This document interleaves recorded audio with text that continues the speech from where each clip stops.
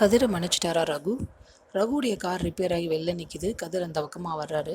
ஓ, இவன் இந்த வேலை தான் பார்க்குறானா அப்படின்னு புரிஞ்சுக்கிறாரு. அவரை பார்த்த உடனே கதிர் ரகு கிட்ட, நான் வேணா ட்ராப் பண்ணட்டுமா மாமா அப்படிங்கிறாரு.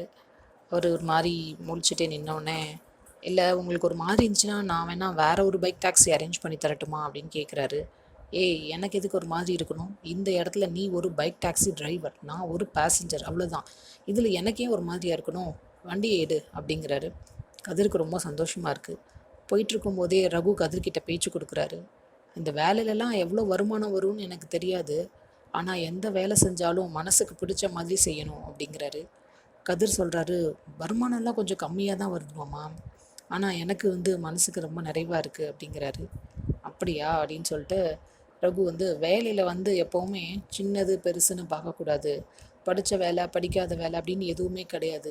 எந்த வேலையாக இருந்தாலும் மனசுக்கு பிடிச்சி நேர்மையாக, யார் மனசையும் புண்படுத்தாமல், யாருக்கும் இடைஞ்சல் இல்லாமல் செய்யணும் அப்படிங்கிறாரு. கண்டிப்பாக மாமா, அப்படியே இருக்கேன் அப்படிங்கிறாரு. பார்க்கவே நல்லா இருக்குது. கொஞ்சம் கொஞ்சமாக இவங்க ரிலேஷன்ஷிப் டெவலப் ஆகுமா? பொறுத்திருந்து பார்ப்போம். சீரியல் அப்டேட்ஸ்க்கு எங்கள் சேனலை சப்ஸ்கிரைப் பண்ணுங்கள். மீண்டும் அடுத்த அப்டேட்டில் சந்திப்போம்.